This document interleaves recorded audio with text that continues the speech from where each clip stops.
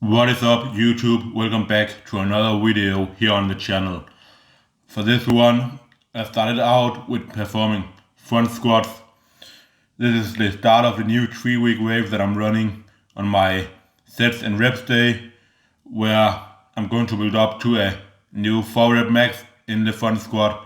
I want to be hitting like 4 reps with 170 kg, and currently my best there is like 2 reps, but I also want it to be a little bit away from failure, so I want to be able to do like 5 reps, which is good considering I'm not doing like front squat constantly.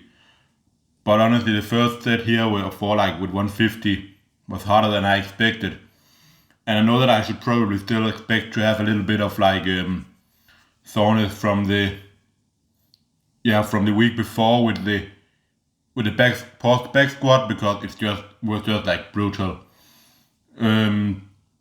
for my central nervous system especially. And then I did the max effort method like just 2 days after that.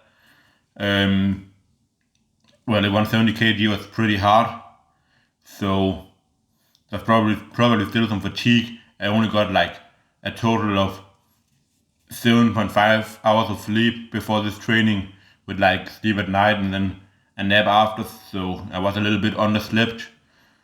So I don't quite know what I was expecting, but I think I could still do like 6 reps on a really bad day here with 150.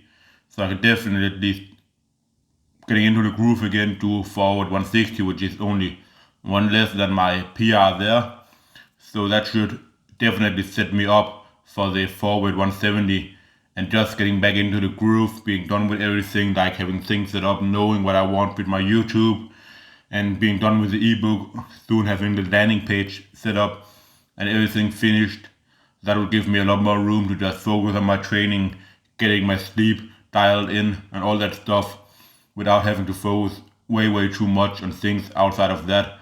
So just by having way less focuses in general, that should allow me to have higher and more predictable performances in the gym.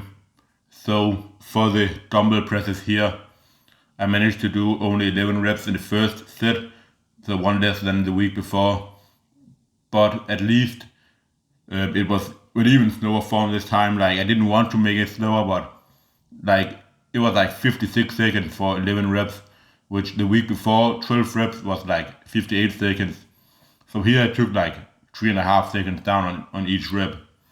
And in the back of sets, I intentionally made some of the reps slower, and I also did more reps. So I did 11 in the first set, and I did 7, 7, and 6. So in total, I did like 31 reps, while the week before I did 30 reps. So it's still one more than I've done before, but it's still worse than the week before, of course. But yeah, considering I maybe also used a little bit more range of motion, and I maybe I wasn't fully recovered, stuff like that, I can't be too mad about it. And still, like, 6 months ago, I could only do like 12 reps with like a really high tempo. So from that point, it's like huge improvement to be able to do that, and possibly more, with like 3-4 seconds down on each rep, instead of just banging them out. But I want to be able to do like 1.5 minute continuous sets to get up to the 20 reps with the 40 kg dumbbells, even though I know that there is like godly strength and endurance with that kind of weight in dumbbell presses.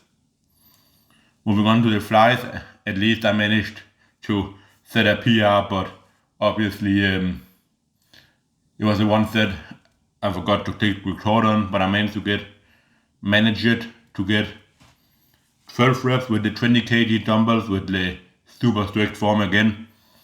And I was trying to just get an even deeper stretch in this one. Like, I'm just learning more and more to just take the bottom slow, just keep going until I feel a deep stretch, and that way I'm also improving my flexibility at the same time, which is what I think is so good about like these kind of movements, because the weight is heaviest, like it feels heaviest because of the lever arms, like how far the weight get away from the shoulder in the bottom position. That's where the weight feels heaviest, and that way it also trains your flexibility because it's the most stretched position.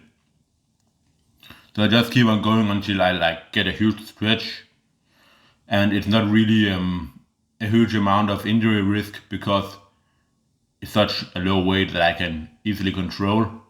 So it's safe for me to go extremely deep.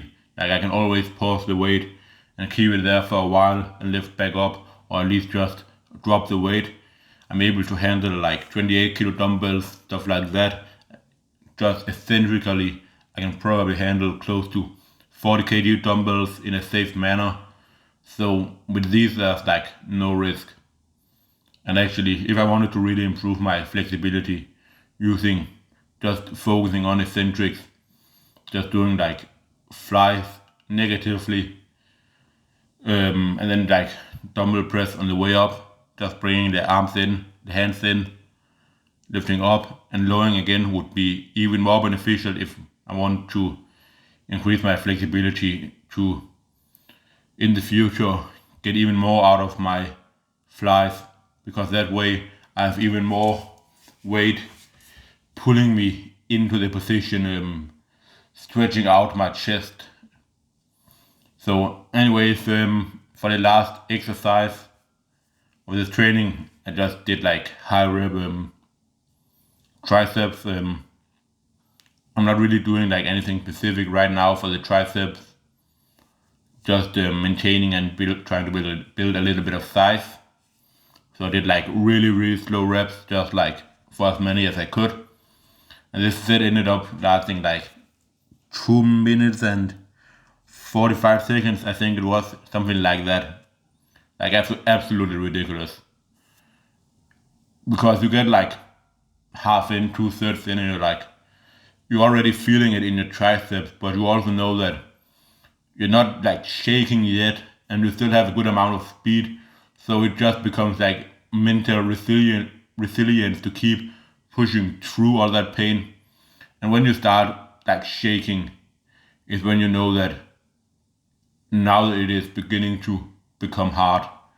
Like you can see now a little bit on the way up, I'm like shaking, and I have to fight to actually keep on controlling the weight on the way up. While before, in like the first 1.5, 2 minutes, there's no problems at all controlling the weight on the way up. But now it becomes like really straining, and I can feel the lactic acid building up inside my triceps. I really love this kind of training because it's very safe to do, and it gives a huge pump, and it also will give you a huge amount of hypertrophy when you take the set all the way to failure, and it's really easy to recover from stuff like that. It's easy to keep the form strict. So yeah, that was like really hard. Then I just did like a maxed out set of like really fast reps after that. Just grinding out, but still keeping the form super strict. You can see that the only thing that is moving here is just my elbows.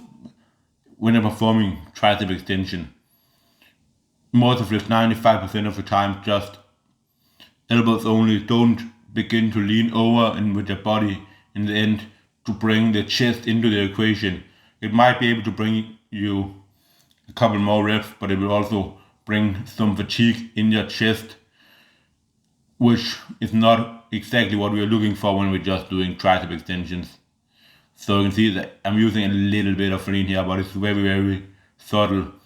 So it's not going to be that bad. There's people who do like way more.